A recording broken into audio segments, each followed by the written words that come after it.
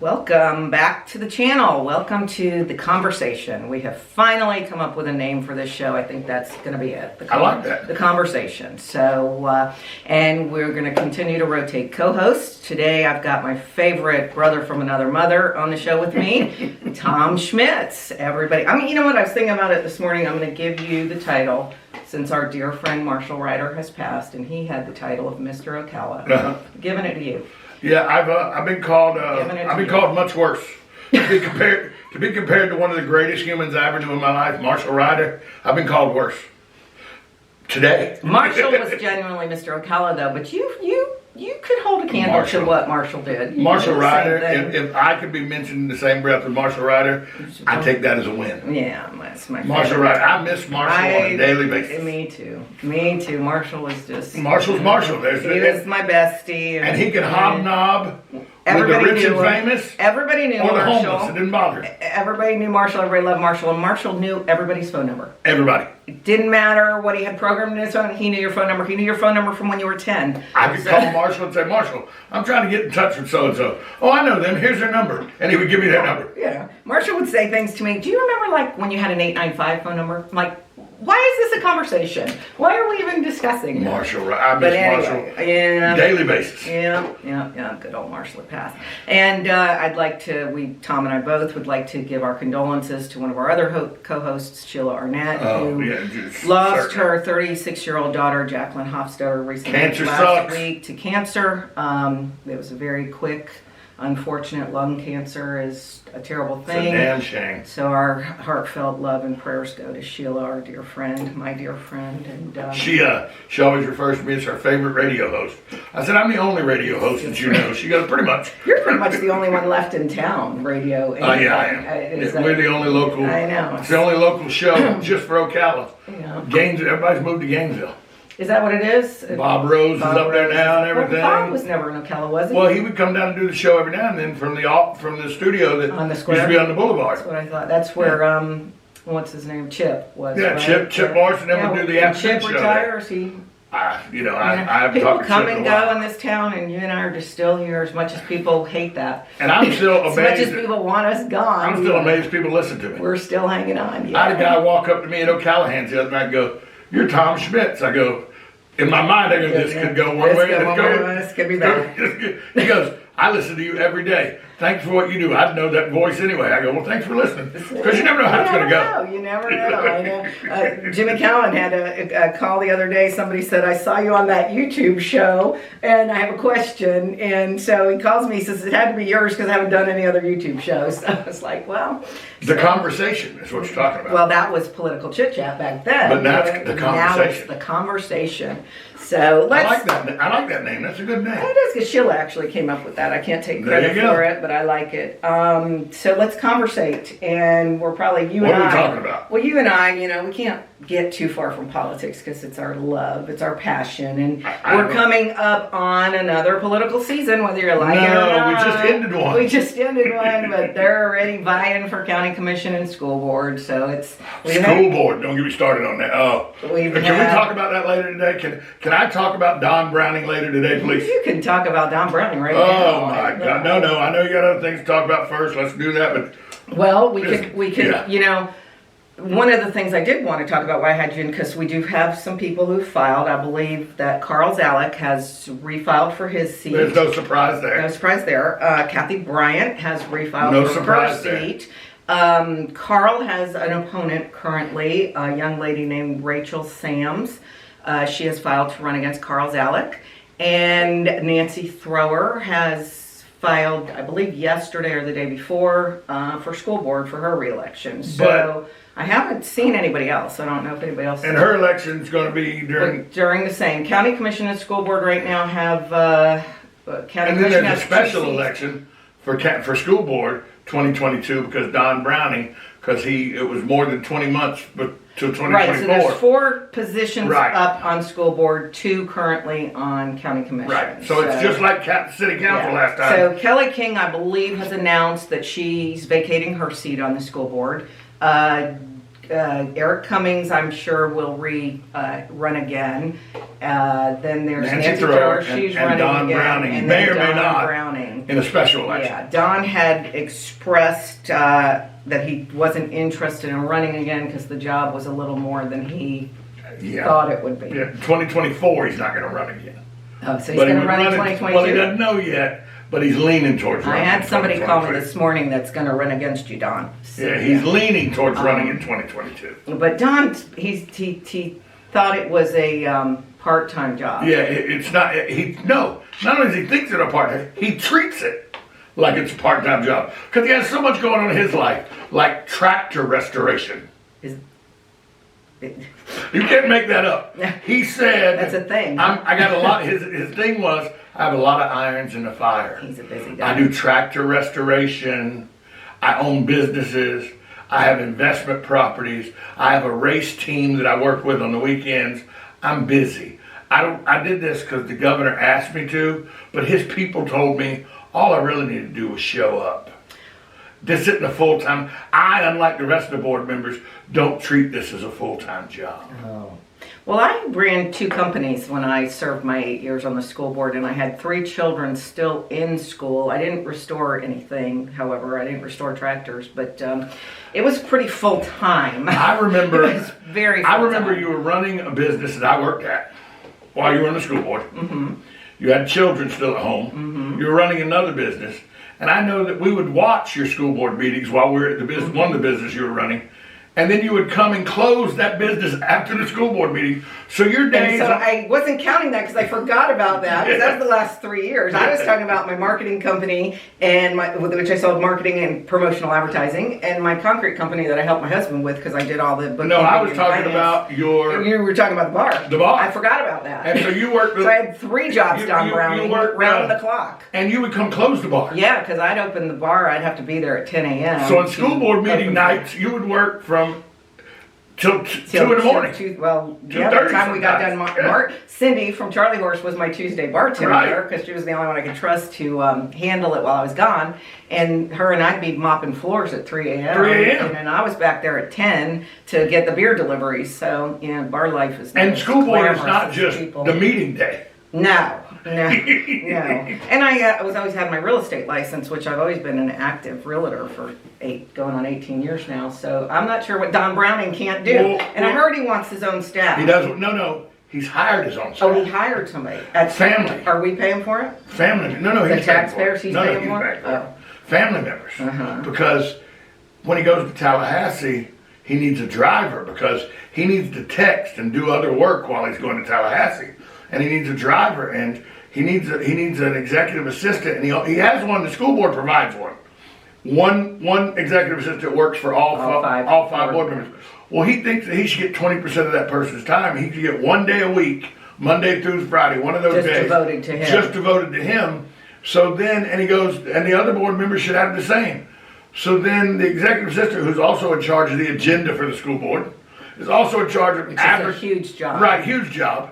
Also in charge of sunshine advertising for the school board and everything to get the notices out. Well, she's one of the superintendent's secretaries. Right, and she's a secretary for the superintendent. Mm-hmm. What's she going to do with that job? What's she going to do the rest of that? Saturdays and Sundays? She's got to cater to a prima donna board member. Yeah. My question on my radio show this morning, I talked about this morning, was, who the hell's Don Browning think he is? Exactly. And that leads to something I wanted to talk about. How do the, people, we see... You and I have seen a lot of candidates come and go, people who have actually followed through and run for office, and then people who have come out of nowhere and run for office and won. We've seen people win, what lose. Makes a person wake up one morning and say, I want to run for office? And I think I should. There's been a situation, and what prompted me to think about this, a fella on my Facebook, James Hoyne, who some of you may know. James is a young man. I don't know how old he is right now, maybe 30-ish. But he posted that it was 10 years ago, yesterday or the day before, that he got up one morning to go to high school as a senior in high school, and he, after school, filed to run for school board. Okay. We also had another 17-year-old who woke up one morning and decided 2 things. that he was going to go to the supervisor of election and file to run for school superintendent. Oh, like hacker. And then hack the current superintendent, Heidi Meyer's email. Yes. And his mom was a principal at, I want to say, Spar or Anthony, one of the littler schools out north of town. The mom was a principal, and he hacked into the school system email and sent out emails as the superintendent, right, changing curriculum. While he was wanting to run. While he was filed to run for office. So, I mean, it just begs the question of, do people just wake up in the morning and say, hey, I want to run? I mean, you have a lot of people who go, oh, well, so-and-so asked me, or I've had a lot of people ask me. Well, the issue is, why would you want to run? And I know it's to be a community steward and everything, and I understand that, but just the garbage you have to go through in the process of running. Well, I think some people genuinely have the heart to serve. Yes. I mean, I know I did. I had 3 children in school. I was a lot of involvement, so I had a lot of knowledge. And that was my reason. And there's a lot of people like that. Yes. That have the influence, the sphere of influence. They have the knowledge. They follow the government entity, whatever it may be.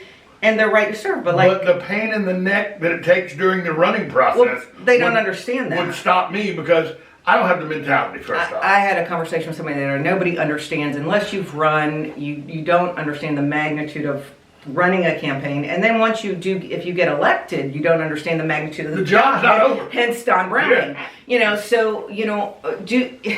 In saying that, you've got a lot of young people, which I don't discourage a young person to get involved politically. What I would encourage them to do is start sitting in audiences of school board meetings, city council meetings, county commission meetings, and going through and work sessions and everything that it takes. But we see these people that just come out of nowhere and go, hey, I'm going to run. That have never attended a meeting. Never been to a meeting. Never been to a meeting. Not actively involved in the community. Not any kind of volunteer scale of, service. And they just think we should all embrace them the minute they come out. And then there's the people that do embrace them. Yes. But sometimes I think they make promises to get embraced. And that's a whole different animal. Yeah. That's a whole other situation. There's layers to the onion, and that's a good layer because, and that's part of what we want to do on this show that you do on your radio show, is to expose people's campaign promises or the concept or the premise of what their platform is that they're running on, and hold their feet to the fire. Well, they're in this town, or perceived kingmakers in this town, or queen makers. I in the last election there was a queen maker that got involved. So one of my favorites. Well, don't get me started. It is something to be said that people feel they're empowered then. I helped you get elected. You now owe me. Or they go to the next person and say, well, I got so-and-so elected, so I can get you elected.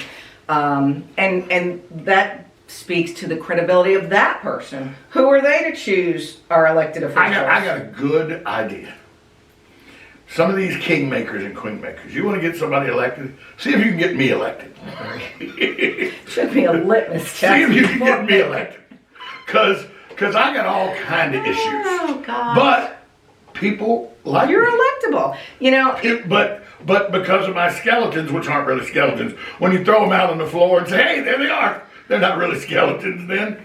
But, skeletons aren't really sticking anymore. The thing in Florida, I'm a special case, believe it or not, in Florida, because I was a convicted felon in Georgia.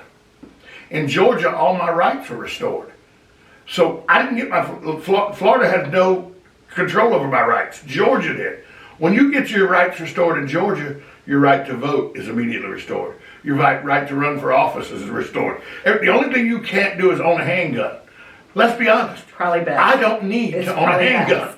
Probably best. I technically could run for office even as a convicted felon, and we know convicted felons have issues in Florida running for office, as a city council person was replaced in a special election because of that. But they'd have to let me run because my rights were restored in Georgia. Georgia. Well, this is a very good. And then somebody would say, "You're a convicted felon." Yeah, and look what I've accomplished since then. Shut up. Well, and you're highly intelligent. You're one of the smartest people I know. And not everybody understands that about Tom because he pretends like he's not, but he knows he's an world. I'm just good old boy from South Georgia trying to make my double wide trailer payment. But I said this to somebody the other day about candidates in the past and different things. How low are we willing in Marion County to lower our standards, lower the bar for our politicians? Because we're lowering it and lowering it and lowering it. Okay. And so now, let's put a convicted felon in. Do not throw that softball at me. Why? Because I'll immediately say, how you go lower than David Moore? See I did that? See what I did there? You threw a softball to me. Did I? I lobbed it right to you. This is a man that, said, I know Tom's not a Christian and all. He doesn't understand Christianity, being Catholic and all. Yeah, and they hated Catholics. Well, you made a really good example. That wasn't where I was going with that, but that But yeah, convicted felon. Why would a convicted felon be good? Well, one not reformed. only convicted a felon, but let's talk about 30-year-olds or 17-year-olds. Here's the problem. Here's the problem, and I talked about this it's funny. The things we're talking about today, we didn't discuss this. No, we didn't. I walked in and I said, Sue, what are you going to talk about? What are you going to talk about? It was like, just sit down. But this morning, I was on my radio show this morning, and I was talking to the head of Life South, Galen, Mm-hmm. And I said, a radio show, I was listening to another radio show, and they made a very good point, I want to talk about it, is with social media, with this item right here, and social media, access to social media, Facebook, Instagram, Snapchat, whatever, all of them. And kids from 10 years old to all the way through, and anybody under the age of 30, I call a kid, because I'm 55 now, okay? So anybody under the age of 30, they've lived their entire life almost with social media. Remember, Facebook came out, but MySpace was before Facebook. MySpace was in like 2002, 2003. Yeah. So 20 years there's been social media, okay? The ruination of society. Right. So anybody under 30, since they were a kid, there's been social media. Right. Everything they've ever put on social media is out there somewhere. It just takes somebody, a staff big enough to find it. To look it up and find it. How the hell is anybody that are in their 20s and teens and 20s now, how the hell are any of them going to be able to run for office in their 40s? That's a very good point. It's true, because we've run into that where people file and forget that they voiced an opinion on something. And, they were embarrassed by the governor and the sheriff. The governor and the sheriff. Embarrassed. Different things that come back to haunt people. And, so you're right. But my thing with like 17-year-old, 18-year-olds, again, I'm not trying to discourage anybody, but do you have the maturity level to run the largest budget in Marion County? Do you have the understanding of civics to understand Robert's Rules of Orders and how the meeting runs? So much to it, and that goes for a 30-year-old. Now, I was 38 when I ran for school board, and I was already a business owner. I owned 2 companies. I had 3 children, and I owned a bar that I forgot about. And, but at 30... there's a lot to learn when you do get elected. There's a lot to know while you're on the campaign trail. Yeah. Issues are tough, and I've said this before, I've said it on this show. I have a problem with people who, when I ask them, well, what's your campaign platform, and they don't have one. But yet they've been campaigning for 6 or 8 months and they still don't have a platform. Or B, when I ask them what their campaign platform is, and they say, first out of the gate, first responders. I support first responders. Well, duh. I mean, what are you going to say on there? I hate cops, and I really don't like firefighters either. Yeah, unless you're a criminal about to rob a bank, who doesn't like first responders? Yeah, that should not even be a campaign platform premise, and people out there need to stop tolerating it as one. What about roads? What about insurance? What about, water and sewer? I mean, what about annexation or impact fees? Annexation's a huge deal that nobody ever talks about. Impact fees are a huge deal. Remember, a girl got shot at Cloud 9. Remember, she got shot and killed at Cloud 9? I do, Benny. And the response time was slower because They didn't know whether it was in the city or in the county. Because it was that enclave. It was that enclave. Right there. It's in the county. Service it. It's in the county, but it's really in the city. It's in the county. And that also happened with a little boy right across from the ale house in the fire, and they didn't know who to send, and the child died, and it was in the city, inside the city limits, but it was a county parcel. Which is to me, annexation is one of the most important issues we have, and those are great, and nobody talks about it. Those are great issues. Well, and impact fees nobody really wants to talk about, except the home builders kind of keep it prevalent in the forefront. I made impact fees part of my campaign premise because I was a member of the home builders. My husband was a contractor. My dad was a contractor at the time, and impact fees control growth. They control everything. I mean, you put a $4,000 impact fee, a water and sewer impact fee, a school board impact fee, which we did do at one point. Now you're $12,000 in. Now you're $12,000 into a new construction. That'll shut down construction as we know it, and a lot of times that's a down payment. Sure, and then this is residential impact fees I'm talking about. We're not even talking about commercial impact fees, which could be $80,000, $90,000, $100,000 on a commercial business coming into town. These are things that, does a 30-year-old understand that? I mean, I probably wouldn't have had the knowledge of it had I not been serving with the home builders for years. Not only would you not have had the knowledge of it if you hadn't been serving for them, at 29, 30, who cares? Right.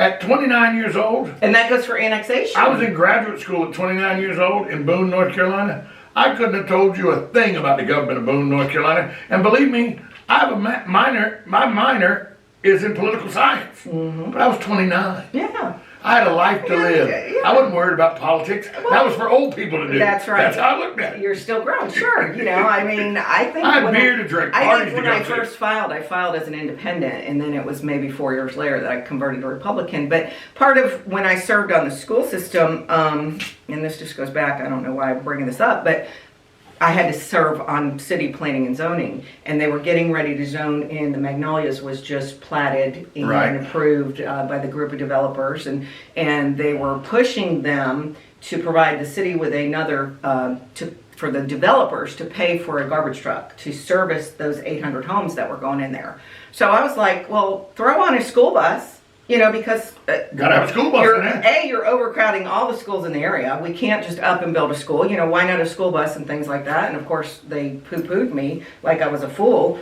But it's stuff like that you don't understand the magnitude as a 30-year-old. If you're 25, let's just say 25, 28 years old, and you want to run for school board. Let's take just the school board. What 25 to 28-year-old drives by, say, North Marion High School and realizes that's an old school that needs some renovation? What 25 to 28-year-old rolls by 8th Street Elementary and goes, that's a 90-year-old building. I wonder if everything in there is structurally good. Even better, here's one. And I remember this with Bellevue Santos. What about painting of school? Yeah. Okay, yeah, sure. What color? Let's paint it gray. Well, $750,000 later, we're painting the entire school. It's not just it makes, sounds common sense, but where are you getting that 800 grand? Or the flat membrane roof with the rock that needs to go on top of the schools because the roof hadn't been replaced in 25 years. And I guess you could argue the point that sure they can be educated by staff and learn and but learning on the job, is that really what your school board member to do? Don't you want to have a basic understanding of how government works? And you know who I blame for this? The state of Florida. Why? The state of Florida no longer requires for graduation civics to be taught. You have to have it, but it's now taught as a semester thing. It's not taught as I remember when you and I were in school in Florida, civics was a class that was a whole year. In Georgia, the state of Georgia, where I graduated from, I had to take it. And I was a senior. We did too back in the 80s. Well, I took civics in Florida, but I went to Georgia as a senior. The only time I was in class was my last year of high school. I hadn't taken Georgia history because I'd never been to Georgia schools. I had to go in and sit with 8th graders and take Georgia history because you couldn't graduate. It was a curriculum requirement. You couldn't graduate without Georgia history. Should be. I had to go sit with a bunch of 8th graders. Which, by the way, prepared me for college because I didn't go to college until I was 21. And then at 21, 22, sitting with a bunch of 18-year-olds, that's a whole different. You don't think it's that big a deal. It's a huge deal. But I was sitting with the 8th graders learning a history of a state that I really do. I mean, I knew James Oglethorpe, General Oglethorpe. I knew that it was debtors that had helped do the state. That's about all my emphasis on Georgia history was. And they said, you have to take this class, which was a total year long, and if you don't pass it, you don't graduate. Wow.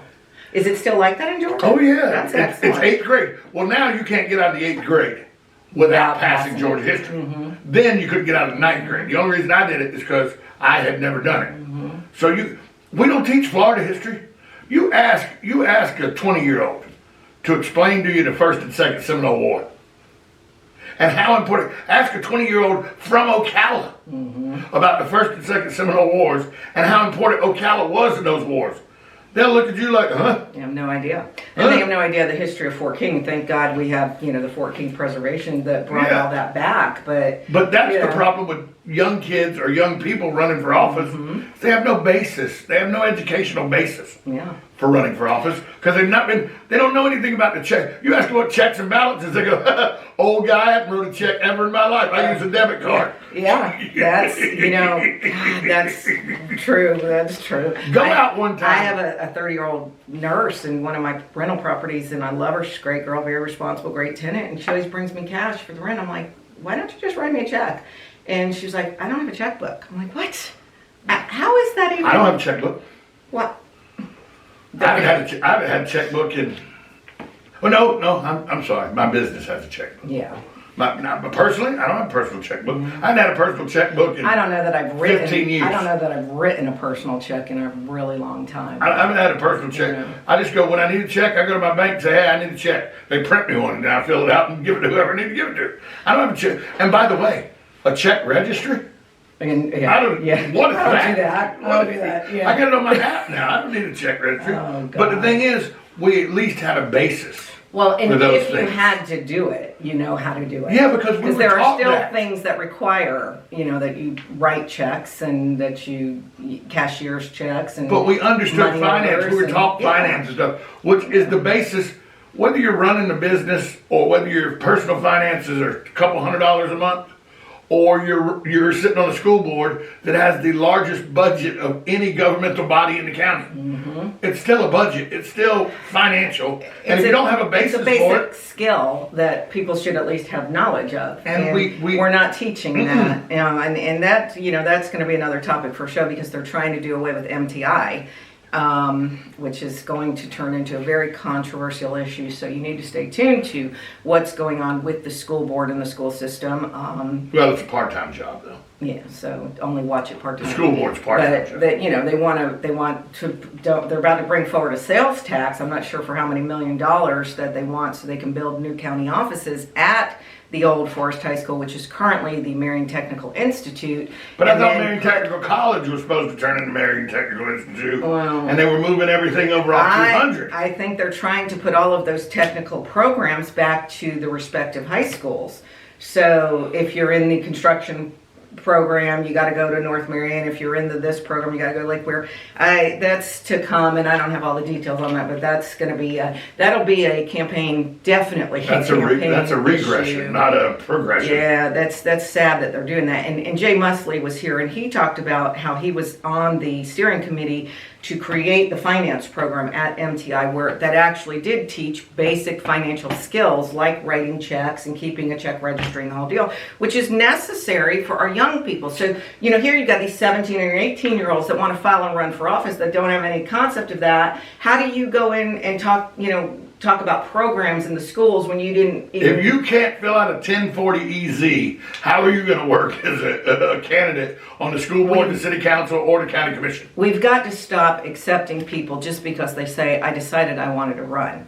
It's okay to say, well, why did you want to run? I did have somebody call me and question me about a candidate the other day, and I was like, well, why do they want to run? Why are they running? What's their reason? What's their platform?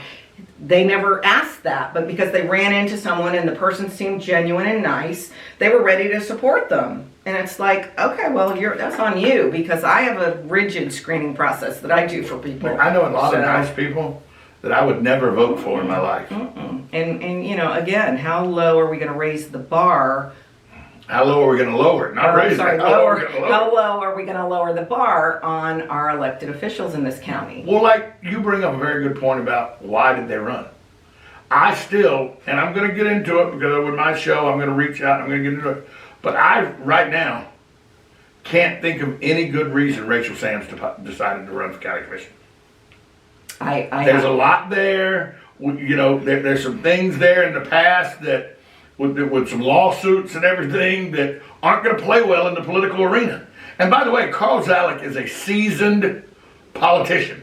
Yes, he is. Okay, a seasoned I like politician. Carl. I have no issues with Carl. I think he's a very charismatic, genuine, friendly man. He's not going to be a mean-spirited person, but he's going to point things out politically that aren't the best for his candidate. You made the very valid point about being a convicted felon and having your skeletons, and we joke about it, and you know, maybe we joke about that too much because it's true. You genuinely, if I said to you, Tom, I think you should run because you'd be great, you'd look at me and say no. I think you lost your mind. It has nothing to do with the past. You don't want to serve in that capacity. You can do other things, but you know good and well you also don't want your past drug, you know, before your eyes every day. Every day. You're real good, like I am. We'll admit what we've done wrong all day long. But I don't want to see it. But you know, and not for me. Not for me. I don't want to see my wife have to answer those questions. I don't want to have to see friends of mine to go, you know, Buddy Martin, who is my mentor. I don't want to have to hear Buddy have to defend Tom Schmitz. Right. Well, you don't know, he came back from that. All people hear is, oh, he was a cocaine addict. Mm-hmm. He got arrested for trafficking cocaine. That's all people would hear. Mm-hmm. You know, we had a guy, you and I know a guy, that tried to play that game with me. Sent me an email telling me, you need to watch what you're doing. I know about your past. I can ruin you. So I went on the radio, called him out on the radio, gave his name on the radio. I ain't scared to say it, Randy Osborne. I'm not scared. And told him, I've been trying for 47 years to ruin me. You give it a shot, buddy. You need some help? I mean, you want me to print you out some crib? I didn't tell you I was face down in asphalt with a gun to my head, don't move, and charged with trafficking cocaine. I've done my best to try to ruin me. Mm-hmm. Well, and you know, it's such a good, you make up such a good, because the poor Tyrone Oliver got raked through the coals. That poor man who's now a clergy member. Yeah. And he's old, much older, and a very well-respected member of the community. Every day, that's all you heard. But part of the problem, and I've said this to people who do have issues, history, is like the inner. You mentioned Buddy Martin and local people and your family and that kind of thing. Those people are going to take it with a grain of salt because they know you and they know what it was and they know the issues. When you look at the broad spectrum of 200,000 voters, they're not going to take it with a grain of salt because they don't know you personally. You can't sit down and justify what you've done or what's happened. So they just see what's reported on the news or in the newspaper or gossiped about or social media. And gossip's the big part of that. Yeah, social media, you know, and people don't understand that, and they'll argue the point of, well, it's fine, and people don't know the real story, and so is really to blame, and throw everybody else under the bus. But you got 30 seconds to soil somebody. Somebody said, you know, I could see if I was going to run for office. Just take me, because I like, we'll talk about me, my past is not great. Mm-hmm. I was going to run for office. How long before somebody said, well, I heard he was selling crack to elementary school students? Yeah. Because they had heard something, somebody said, well, he was a cocaine dealer. Oh, well. Or you were sex trafficking. I heard he was selling crack. You know, I heard that he was selling crack to elementary school students. Mm-hmm. It would be very easy to get to there, and somebody that doesn't know me that lives out on top of the world or something would go, well, what the hell is he running for office for? Right, and in a small community, let's Oak Run, on top of the world, Spruce Creek, in some races, that'll end you're losing. You're losing when you lose on top of the world or Oak Run, or, you know, so it doesn't take much gossip. God, we know gossip is the most, you know, quickest form of power. So, you know, anybody can say anything. You asked early when we started this, you asked, why would somebody want to run? I have no idea. I mean, civic duty, love a community. Unfortunately, I think we're seeing, or we have seen in the past couple of years, our local elected officials have gotten celebritized and due to social media, and they have great name recognition, and you can see them out, and they're sweet to you, or they give you a hug, or they sing, or they dance, or whatever they do, and they become very popular. So I'm seeing, not with everybody, but with some of these people that have run, they want to be popular.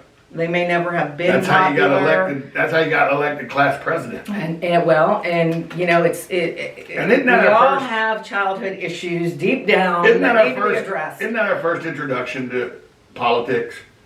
Is like 6th grade class president. Oh, that's right. 7th grade. Isn't that, you know, where you make the construction paper or homecoming for queen. Me, homecoming queen, all that. It's all a popularity contest. So that, and I think that's my concept of why I started the show, why I started the Coalition for Effective Government. It's not a popularity contest. To stop seeing candidates for face value and see what they know, what they represent, vet them properly, see if when you meet with them privately and ask the same questions I ask, if the answers match. You know, this is very important because, you know, you don't get to complain when things go bad in your city, county, school system if you voted based on the color of a sign. You bring up a great point that happened this time during the election season, and this was a different election season. There was an ideology difference between the person running, the ceremonial position of mayor, by the way. Sorry, Kent, but it's a ceremonial position. Mm-hmm. But the ideology of the two people that were running for that, you know, one was very progressive and taking the approach of defunding and stuff like that, while one was very old school, kind of the way it has been, you know. And so you had the ideology. So a lot of people got involved this year in the process. And one of the greatest things I had a friend of mine. He owns a local audio store here, Ocala Audio. I won't call Parrish's name. We're having lunch tomorrow. I won't call Parrish's name, but a good friend of mine. See you at 11:30, Parrish. But he had a group that meet on Fridays, and they brought candidates in. And the candidates, to their positivity, went to Parrish's little group. Gerald Ergel and all has a group that meets at Cemetery. The candidates went one at a time and talked to that group. They came on all but one came on my show. You talked to them through the police talked to them. And the good thing about all that is then we all got together and talked to each other. I talked to Gerald Ergel about what was said to his group. Parrish asked me what was said on the radio. I asked him what was said to his group to see if people were talking out of the sides of their mouths. I don't think for the first time in a very long time, I think that I remember this is the first time that happened. And that makes candidates have to be at a higher standard. Be accountable. Yeah. And if they're getting up in the morning and deciding, hey, I think I'm going to go out and run for county commission today, we as taxpayers have the right to hold them accountable to what they say and do. We're their bosses if they win. To what they know, to what they say and do. And that, you know, let's not forget, Kathy and Carl are going on 16 years. Yep. What kind of change are they going to be able to do in 4 more years that they haven't done in 12? You know, we've got to be more progressive. Well, that brings up the whole question of term limits. And you and I are on the same page of these. You and I are on the same page of these. I'm a firm believer. There's a standard, and it's the standard that should be set. If 8 years or 2 terms were good enough for George Washington, it's good enough for everybody. And you know what? Especially in lieu of Kathy and Carl running again for their 4th term, it's time for both of them. Craig Curry, who's older, Michelle Stone, who I think she's expressed she may not run again, but it's time for them to bring forward term limits and get it put on the ballot and let the people discuss it. It has to be, term limits most definitely either need to be brought up by the people that run the county, or we need to do it as a grassroots movement. Can it be done that way? I thought the county has to approve it to get it on the ballot. Or the county commission has to approve it to get it on the ballot. I don't know. We'll have to talk to Wesley about that. I'm pretty sure that's how it works. There's got to be a way the taxpayers can do it. That's why it's never been brought up, because there aren't any county commissioners that want to term limit themselves out while they're elected. So we're in a good place because Kathy and Carl are going on 16 years. I think Jeff Gold and Michelle have expressed they may not go for a 3rd term. And Craig's just too old. And you know, so he'd be the perfect person to bring term limits would be great. Yes, and it needs to happen. Not only at our level, but all the way up to the national level. Everywhere, yeah. But you know, you think about it, the president can only do 2 terms. Why are any other office allowed to do 30 years? Let me preface this by saying I love Dennis Baxley. He had his very first school board campaign meeting in my house. He's been there long enough. I'm sorry. And that was, yeah. He's been there long enough. You know who did it right at the state? Charlie. Yeah. Charlie went, did 2 terms, came home. Yeah. Yeah. And, you know, there's something Charlie Stone about did 2 that. terms and come home. No, that's what I did. Ted Yoho, 2 terms, come home. Yeah. And, you know, there's something admirable about that. And there is. And I had this conversation, I've told this story before.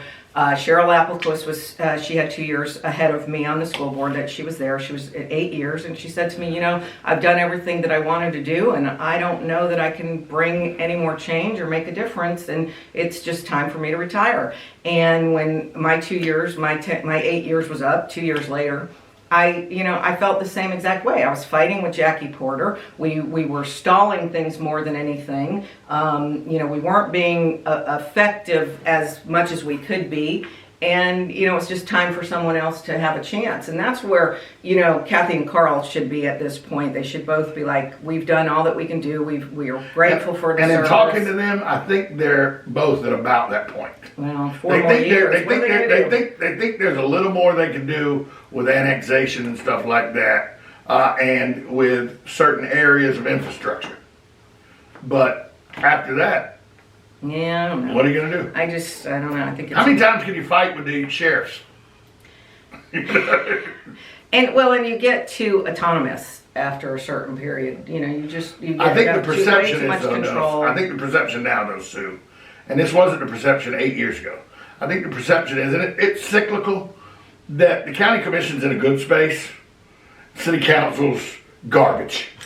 And I think 8-9 years ago, people thought city council was in a good spot and the county commission was garbage. Remember, I referred to the county commission 9 years ago as the 5 idiots at McPherson. Mm-hmm. Okay? Yeah. Lee Knobloch was their administrator back then. Mm-hmm. Remember how bad the county was back then? Mm-hmm. And now the perception is the county's in good shape. The city of Ocala is being run. Yeah. But speaking of running, the city council of Ocala being run and everything.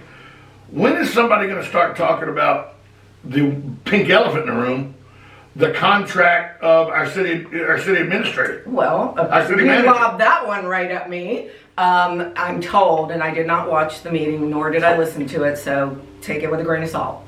But I'm told that last night Barry Mansfield brought up that they should go start approaching. It's up in October. Sandra Wilson, the city manager's contract is up in October. Barry Mansfield brought up and was supported by Kristen Dreyer that they wanted to start looking for a search committee, I guess. Or not a search committee, city manager. Put it out let it be known that it's going to go out for hire. Or start negotiating with her on a new contract. Yeah, exactly. And I think it was met by some resistance from Jay Musley and Irie Bethea, I'm told, shut the meeting down immediately, which Irie, I don't think you can do that. That's legal. I don't think you can do that. So they did bring it up during board comments, and I didn't watch, so maybe Barry was bringing it up to have it agendized to be on a work session, which it needs to be. It should be workshop. Yeah. Yes. And so they can hash it out on a work session and bring it back for a vote. But yeah, you're right. It is a pink elephant in the room. We've danced around it through the entire campaign.